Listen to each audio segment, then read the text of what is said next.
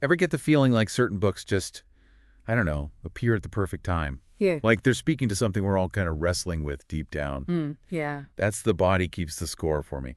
Dr. Bessel van der Kolk really hit a nerve with this one. Right. It's been on the New York Times list, forever? Feels like it. So today we're doing a deep dive. Why is this book such a phenomenon?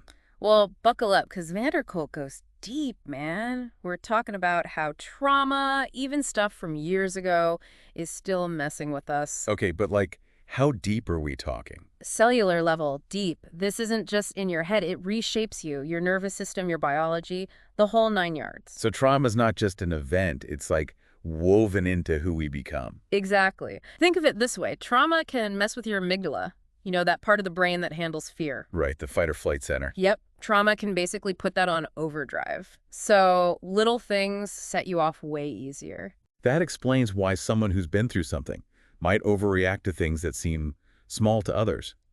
It's not just them being sensitive, their brains literally wired differently because of the trauma. Exactly. And get this, van der Kolk even challenges the way we see diagnoses like PTSD. Most people have heard of PTSD, but you're saying it might not be the whole picture. Right, especially with what's called developmental trauma disorder. Right, but break that down for us. Developmental trauma disorder. It's what happens when someone, especially a kid, goes through constant trauma early on. Abuse, neglect, seeing awful things. That stuff impacts brain development big time. Emotions, relationships, it messes with it all. So not just a one-time thing, but the constant stress that really leaves its mark. We're talking about trauma on a whole other level here. So then how do you even begin to heal from something like that? I mean, if it's as deep as van der Kolk is saying, just talking about it doesn't seem like enough. You're hitting on a really crucial point. Van der Kolk is a big advocate for what's called somatic therapy, actually working with the body to heal the trauma that's stuck there. Somatic therapy. Yeah. So, like, what does that look like in practice? Well, yoga is a great example. And I know it might seem kind of trendy or whatever, but in the context of trauma, it takes on a whole new meaning. Okay, you've definitely got my attention. What's different about it? It's all about tuning into the body, feeling those subtle sensations we tend to ignore. Trauma can make us numb out, disconnect from our physical selves.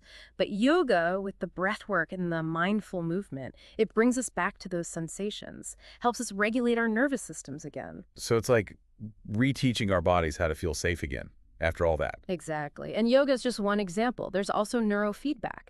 It uses technology to show you your brain waves in real time, and then you can learn how to change them, kind of like brain training. Whoa, hold on. So we're talking literally rewiring the brain's response to trauma. You got it. It's like hitting the gym for your brain, strengthening it to self-regulate, to get out of those fear and anxiety loops. Wild. But van der Kolk doesn't stop at these more physical therapies, does he? He's big on creativity too, right? Totally. And this is where it gets super interesting. Art, theater, music, van der Kolk sees these as powerful tools for healing. Trauma can be incredibly hard to articulate. I can imagine. Words can feel pretty limiting when you're trying to make sense of something so huge, so personal. Exactly. But through art, through creative expression, you can channel all those unspeakable feelings into something real, something you can see or hear. So it's like those emotions find a different language to express themselves, a way to be released without relying on traditional talk therapy. Right. Van der Kolk even talks about a theater program for veterans where they use acting to process their experiences. It's not about putting on a show, but about creating a space to move through those memories, give them form, and ultimately regain a sense of agency. It's like they're reclaiming their stories through creativity. And then there's a whole psychedelic piece, which is a whole other conversation, but fascinating nonetheless. Definitely a hot topic these days. And for good reason. Van der Kolk is upfront that it's still an emerging field, but he does see the potential of using psychedelics, in a therapeutic setting, of course, to treat complex trauma. He's particularly interested in things like MDMA or psilocybin. And we're not just talking about microdosing your way through a tough week.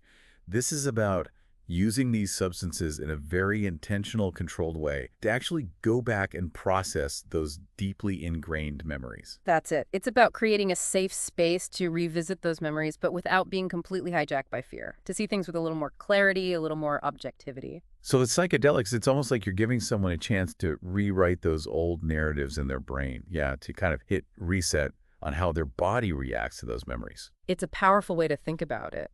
And, I think that's a big part of why this book is resonating with so many people right now, this openness to new approaches, especially now when it feels like everyone's dealing with some level of trauma. Right, like you were saying before, it's the right book, right time kind of thing. We've been through a lot these past few years, Hmm. the pandemic, the political climate, it takes a toll. Absolutely. And what Vanderkolk helps us understand is that those events, even the ones we don't directly experience, they still leave an imprint. Our nervous systems are kind of fried, Like a lot of us are just walking around on edge all the time. And that's where this idea of healing, of building resilience, becomes even more important. Vanderkolk almost gives us a new vocabulary to understand these experiences, Yeah. stuff some of us might not have had the words for before. Totally. And one thing that really stuck with me is this idea that our bodies, they whisper to us long before they scream. Ooh, I like that. What does that mean to you? It's like learning to tune in to those subtle signs that something's off. Maybe your heart starts racing, you get anxious out of nowhere, or you just want to shut down completely. Those are often signs, those little whispers, that there's some unhealed stuff there. Like our bodies are trying to get our attention, tell us there's something deeper going on that needs to be addressed. Exactly.